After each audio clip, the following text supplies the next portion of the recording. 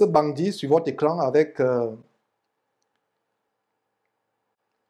Ce que ces gens ne savent pas, comment on va vous le démontrer, Sandrine, depuis quelques années, est en froid avec sa famille pour des raisons qu'on va vous expliquer. Alors, mettons un peu l'accent sur cette Sandrine.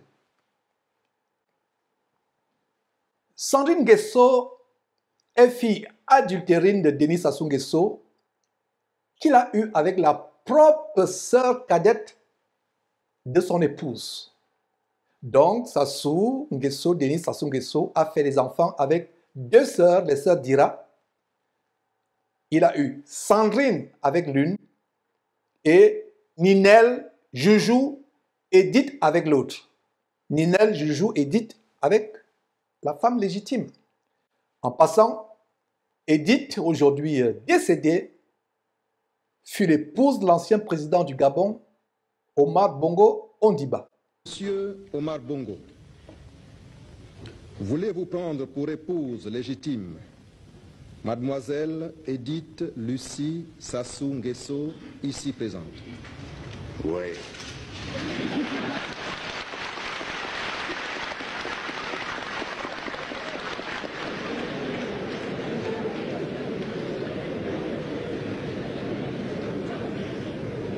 Mademoiselle Edith Lucie Sassou Nguesso, consentez-vous à prendre pour époux légitime, pour le meilleur et pour le pire, Monsieur Omar Bongo, ici présent? Oui.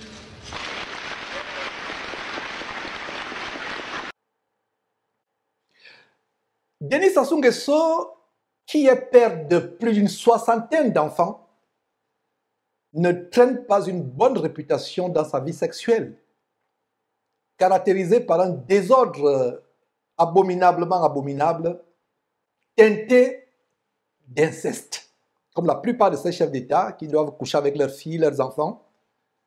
Et d'ailleurs, c'est ce qu'on oblige aussi, on requiert des francs-maçons. Donc, alors qu'il est en couple avec la maman de ses filles, c'est-à-dire Edith, Joujou et Ninel, le chef de l'État du Congo en profite pour faire une fille avec sa sœur cadette, la sœur cadette de son épouse. Et de cette abomination sexuelle naîtra Judith Sandrine Sassou Nguesso. Et comme je vous l'ai dit, cette femme était mariée. Sandrine a été mariée au moins une fois. Elle est l'ex-épouse de Fabio Otenello, ressortissant italien aux allures mafieuses. Le couple vivait à Gênes, en Italie, avec leurs deux enfants. Et Fabio y étant depuis plusieurs années le consul du Congo, spécialisé dans la fraude de très haut niveau, comment blanchir l'argent à l'étranger, avec la bénédiction présidentielle. Le couple avait obtenu la résidence monégasque pour des raisons fiscales évidentes. Alors, c'est au début des années 80 que l'histoire de Fabio Otenello commence au Congo. Frères et sœurs en Christ et chers téléspectateurs, le père de Fabio Otenello, qui était surnommé amicalement Bruno Café par ses fidèles clients de l'hôtel Olympique Palace à Brazzaville, ceux qui ont vécu à cette époque savent de quoi je parle. Donc, Bruno Café faisait ses affaires en collectant, souvent péniblement, sous le soleil accablant de Brazzaville, des sacs de grains dans la sangra du nord du pays pour exporter vers l'Italie. Malheureusement pour lui, il n'en fit pas fortune. Ce fut donc Fabio son fils, qui décrocha la timbale en mariant Sandrine Sassou Nguesso, fille du dictateur congolais comme le bandit Wilfrid veut le faire. C'était le 20 décembre 2003. Le 20 décembre 2003, au terme de 4 jours de festivités mémorables avec des yo-yo, des tam-tams, des orchestres. C'était à Oyo, la ville, le village paternel, le village du président Sassou Nguesso. Alors, celle qui fut la timide élève du collège de la fraternité à Brazzaville épousa le très réservé génois, Latin lover diplômé en économie, qui était venu au Congo pour revitaliser les affaires mourantes de café et de cacao de son père.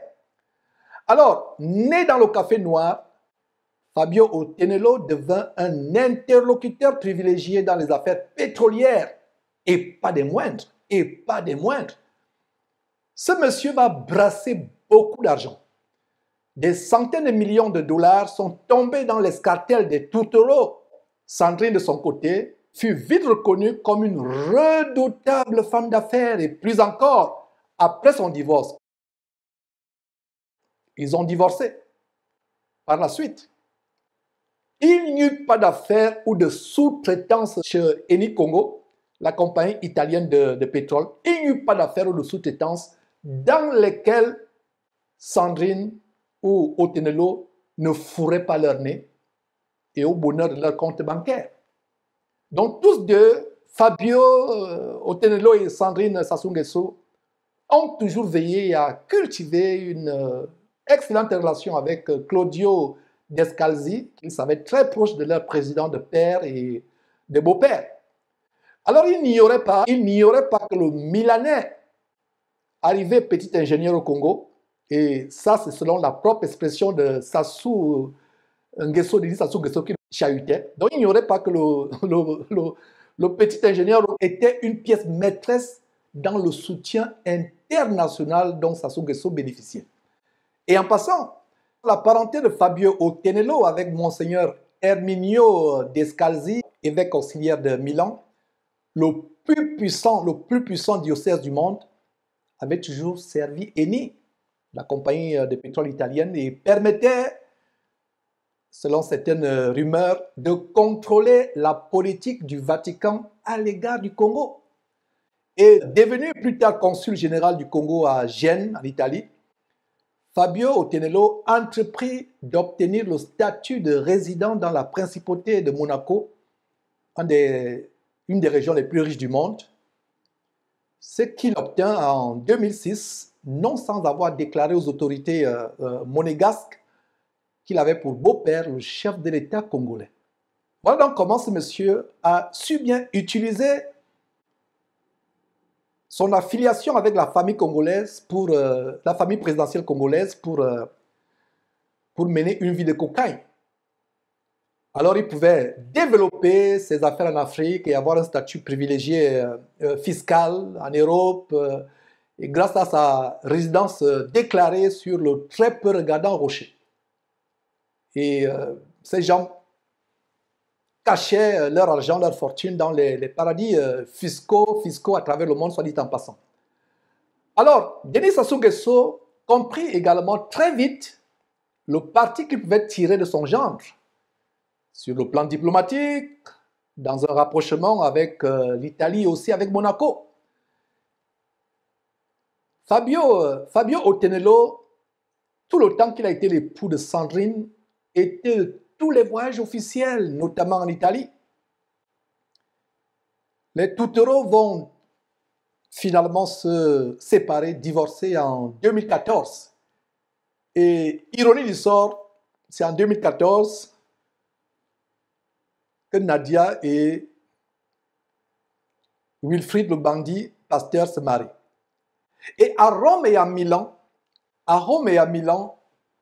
le beau-fils participait aux rencontres à très haut niveau, notamment avec Berlusconi, lorsqu'il était Premier ministre d'Italie, et en même temps il participait aussi aux rencontres de très haut niveau avec les administrateurs PDG et autres de la compagnie de pétrole Eni. Il avait donc acquis un statut privilégié de conseiller du président Sassou Nguesso, comme l'était étonnamment pour les hydrocarbures Claudio Descalzi. Alors le couple italo-congolais était devenu incontournable au Congo et dans toutes les affaires liées à Eni ou en Italie. Le temps me manquerait pour vous étaler tous les scandales et les investigations criminelles auxquelles ils ont été exposés, comment ils ont échappé à la prison. Mais pour terminer, je dirais, juste avant le divorce avec Sandrine, il s'était constitué un empire dans l'immobilier à Pointe-Noire avec des hôtels de luxe, des restaurants, des locations de bateaux, d'avions privés, de voitures de luxe, services à la production pétrolière. La liste est trop longue pour tout vous citer. Tout cela, comme vous pouvez le comprendre aisément, résultait bien entendu d'une corruption active au service de grandes compagnies pétrolières. Les fraudes permises se chiffrent à des centaines de milliards de francs CFA. Donc ces gens ont amassé beaucoup d'argent avant de se retrouver en enfer s'ils ne se repentaient pas.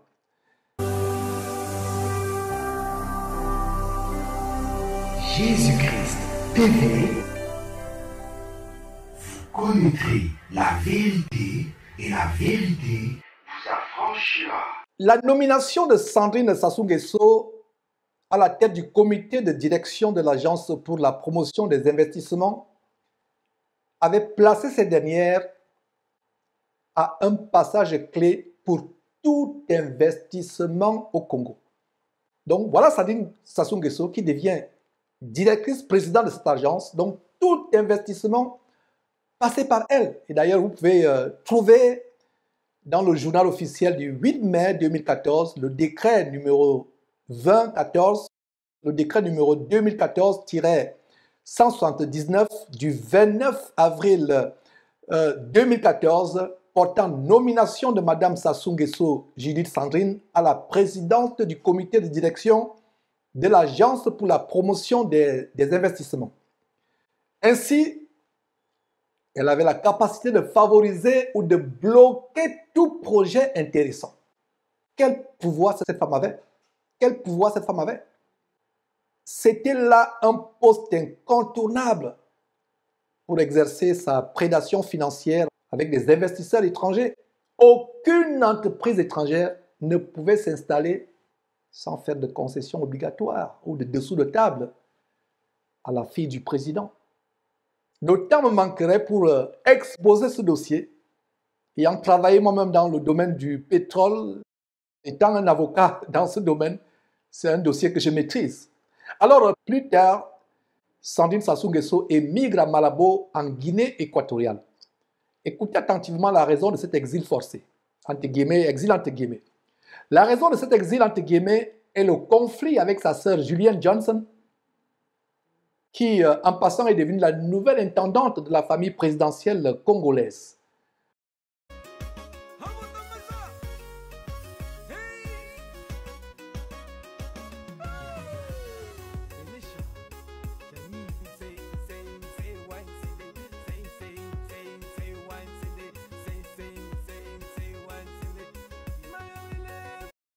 Sandrine Sassou Nguesso réside depuis fin 2018 à Malabo où elle s'est lancée dans l'immobilier. Appuyée par la première dame équato-guinéenne, Constancia Mangue Nsoué-Obiang, et son fils Teodoro Nguema-Obiang Mangue, qui est en passant le vice-président de la Guinée équatoriale, Sandrine Sassou Nguesso aura une bouffée d'oxygène financière car elle était depuis plusieurs mois confrontée aux difficultés financières du fait de ses déboires passés au Congo-Brazzaville. Donc en Guinée équatoriale, Sandrine Sassou Nguesso tente de séduire le sulfureux et flamboyant vice-président de ce pays, l'efféminé Teodorino ou Teodoro Nguema-Obiang. Malheureusement, ce dernier, comme c'est de notoriété publique, s'intéresse plus aux hommes homosexuels comme lui. Cet homme visiblement efféminé s'intéresse plus aux hommes. Donc, c'était une infortune pour cette femme qui est obligée maintenant de courir après ce passeur voyou. Malgré sa nomination par son père à la tête de l'Agence pour la promotion des investissements à Brazzaville, API, les entreprises de Sandrine Sassou Nguesso dans l'hôtellerie et la restauration allaient à volo. Le secteur étant en crise. Par exemple, son hôtel, le Twiga, situé en bord de mer à Pointe-Noire, avait cessé ses activités. Donc, officiellement fermé pour travaux, le centre commercial Sunrise, dans la même capitale pétrolière, avait fait faillite. Même chose pour le grand hôtel de Dolosi, le grand hôtel de Dolosi, dans le Nyari, qui est le sud-ouest du Congo-Brazzaville. Donc cet hôtel, soit dit en passant, a été racheté par l'État en 2000, racheté à l'ex-président Pascal Lissouba. Donc voilà mes frères et sœurs, nous avons tellement de choses à dire sur ce sujet. Ce n'est que partie de remise. Nous suspendons cette émission à ce niveau.